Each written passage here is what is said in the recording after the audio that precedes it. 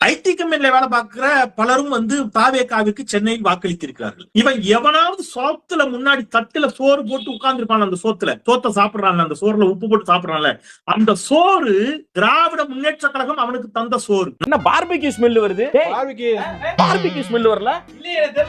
ஓ பெரியப்பா, நான் சுத்தி வளைச்சு பேச வரல. என்னையா பண்ணிட்டான் நம்ம அண்டா?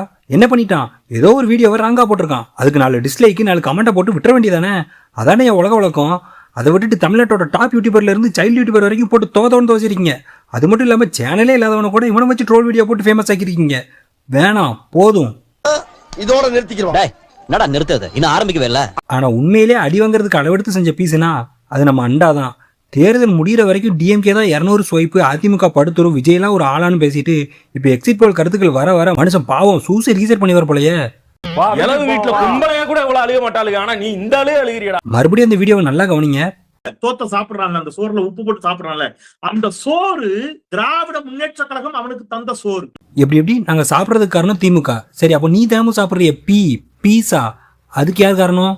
ஏண்டா வெண்ண அவன் வீட்டுல அப்பாவும் அம்மாவும் கஷ்டப்பட்டு கடனோட வாங்கி படிக்க வச்சு சோத்தை போட்டு வேலைக்கு அமைச்சா அது நீ போட்ட பிச்சைன்னு வாய் கூசாம பேசுறியா? நீ எல்லாம் உண்மையிலே சோறு தான் திங்கிறியா?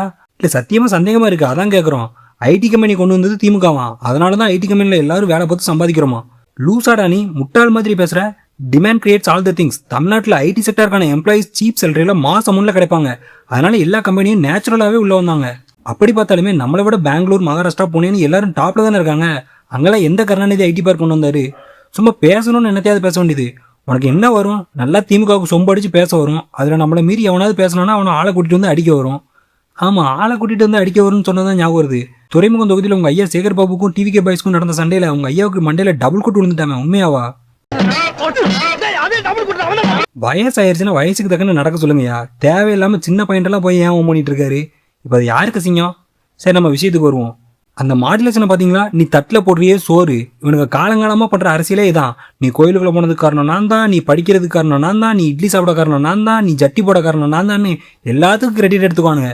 இதெல்லாம் நம்பி முட்டாள்தனமா நம்ம மக்கள் இவ்வளவு நாள் இருந்திருக்காங்கல்ல, அதான் தப்பு. ஐயா ராசா, நீ எவ்வளவு நாளைக்கு மீடியாவையும் இன்ஃபுளுசஸையும் கட்டுப்படுத்தி காலத்தை ஓட்டிடுவீங்க? இந்த நம்ம ஏடிடி நந்தா உங்களை எக்ஸ்பெக்ட் பண்ணிட்டார்ல, அடுத்து ஒவ்வொன்றா வெளியே வரும். மே 4 ரிசல்ட் மட்டும் உங்களுக்கு எதிராக வந்துச்சு. ஆனால் இவனுக்கு கதறதை பார்க்குறதும் ஒரு மாதிரி ஜாலியாக தான் இருக்குல்ல. ஃபைனலாக அந்த அண்டாவை பற்றி உங்களோட பார்வை என்னன்னு கீழே கமெண்ட் பாக்ஸில் கமெண்ட் பண்ணுங்க.